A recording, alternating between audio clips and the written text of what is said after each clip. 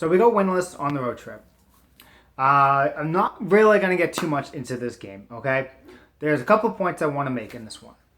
First one is, in my personal opinion, I think hockey is a mental game. We were up 1-0 on the Kings, and we had a 5-on-3 power play. And we failed to convert on it.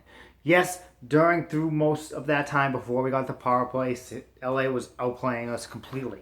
Outshooting us almost over by a 50% margin. Like, we were outshot at 1.20 to like 6. But again, we had a perfect opportunity to put the nail in the coffin, go up 2-0, being on 5-on-3, and we failed. Didn't get anything on the 5-on-4, failed.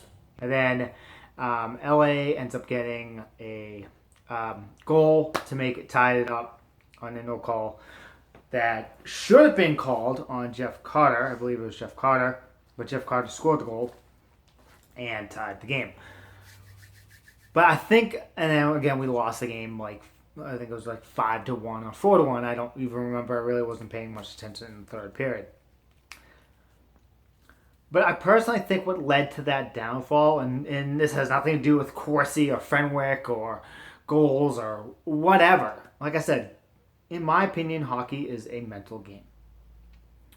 You have a chance to put away a team, a good team at that. And I'll admit, is number 1 in Corsi. Is doing really well in the standing. This is one of the top teams in the league. You have a chance to put them away on the power play, and you fail. You could have been up 2-0, and you fail on the power play. LA, their first power play, they score and go up 2-1. Good teams, when they have a chance to put away other teams, score on 5-on-3. And we did it. And that, I think, mentally just totally affected the Panthers. Big time. And they just were not the same after failing after that. And I've just seen it in multiple games. Against the Bruins, we failed on a 5-on-3, and that failed. We were 5-on-3 on Philly. When we were playing Philly in Philly, we failed.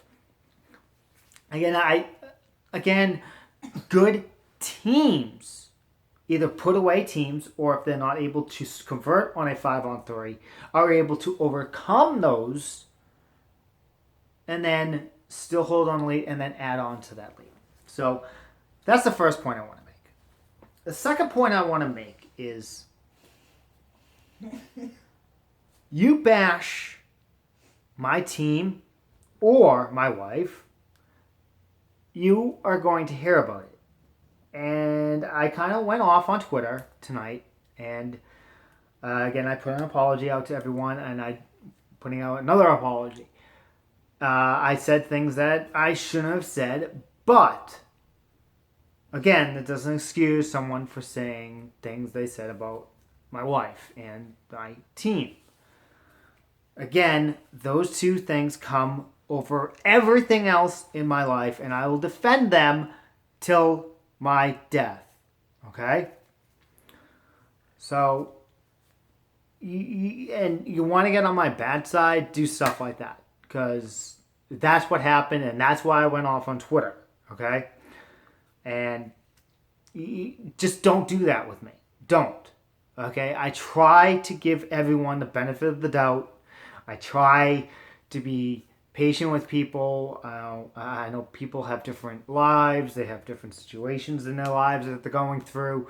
And I try to give them the benefit of the doubt. But again, if you're going to constantly bash my team, and then you go into bashing my wife, that's just two things you just don't do with me. And I will rip you a new asshole. Okay? I will. I'm sorry, I just don't mean to be a dick about it, but I will. Again, they come first. So, with that being said,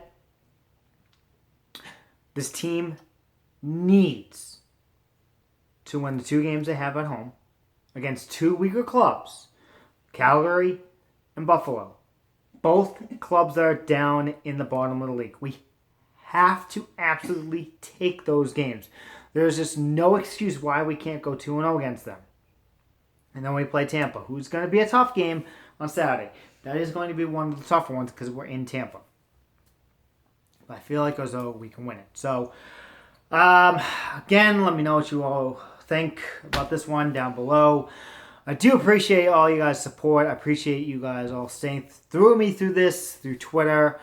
And all those that hadn't unfollowed me on Twitter through all my rants. You guys are the real MVP.